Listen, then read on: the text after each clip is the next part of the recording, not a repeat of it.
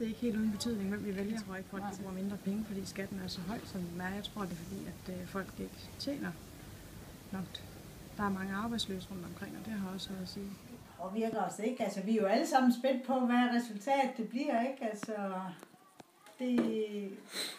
det kommer jo an på, hvad det er for nogle politikere, vi får ind i de forskellige udvalg også. Og det er jo det, der er spændende. Formanden for børne- og skolekulturudvalget nu, det er jo for eksempel en venstremand, ikke? Men der sidder jo forskellige fra de forskellige partier, ikke også? Så, det er altid spændende at se, hvem der kommer ind i forvaltningen. Men man hjælper alle, altså også de svage her i samfundet. Det synes jeg, det er den politiske overbevisning, jeg synes er... Jeg har jo det at sige, at man har jo pligt til at genbruge så mange ting som muligt overhovedet. Og der har man nødt til at have en genbrugsstationer, hvor man kan aflevere sager. Og det bedre borgerne de er sorteret, det bedre på næste år får vi en ny plads. Forhåbentlig. Det arbejde på den uhensigtsmæssige. Der er arbejdspladser i byen, og at man passer godt på hinanden. For ellers så bor der jo ingen mennesker i byen, og så har jeg jo ingen mulighed for at sælge nogen. Det er jo tænkt på, det er hvem der vil gøre noget for at skaffe nogle erhvervsvirksomheder, og hvem der vil gøre noget for at bevare parkeringspladser. Man skal sørge for, at der er oplevelser, der er pænt og rent i byen. Vi skal ikke have begrænset tidsparkering, fordi det er noget af det, som folk de står rigtig meget på i sådan en lille by. Jeg tror jo, det handler om generelt, at vi alle sammen løfter lidt i flok. Ikke? Det som man skal, er jo at få genereret nogle arbejdspladser, sådan at vi kan holde gang i det her. Folk ikke begynder at flytte herfra. Det er jo mere eller mindre det vigtigste. Ikke? Vi kan holde gang i idrætsliv og alt sådan noget. Vi har god økonomi på skolerne her i Vesthimmerlands Kommune. Ja. Vi får penge per klasse. Og når det er en lille skole, og der er jo ikke 28 elever i klasserne her, der er typisk sådan 16-14 stykker i hver klasse. Ja. Og i andre kommuner, der får man penge per elev. Og hvis det var sådan i Vesthimmerlands Kommune, så var det rigtig svært at drive en lille skole.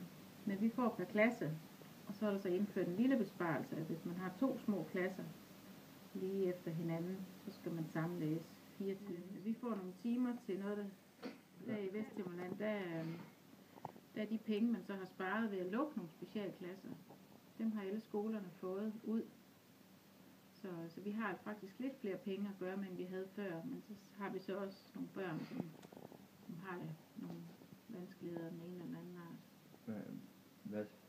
Det er der så godt nok hjælp til med IT-rygsæk. Nu ved jeg godt, det kun er fra 0 til 6. Ja, det skal skolen selv sørge for. Okay. Vi har 3 elever, som har fået en IT-rygsæk. Ja. Men det efterhånden så er det ikke ret mange elever, det kan dreje sig om, fordi fra 0. til og med 4. de har alle sammen fået en computer af kommunen. Så de 3, vi har, der har en IT-rygsæk, de går i 5. og 6. klasse. Ja. Fordi alle de små har fået computer af kommunen. Og alle bruger CDO'er helt fra de små af, både som oplæsning. Altså, vi tænker der nogle gange, at der er nogle partier, der er mere venlige over for de små skoler, når vi sådan kan læse referaterne fra de møder, de holder i børne- og skoleudvalg. Vi kan jo godt læse ud af referater, at dem fra de radikale og fra Socialdemokratiet, de vil i hvert fald ikke være med til at lave ringere forhold for de små.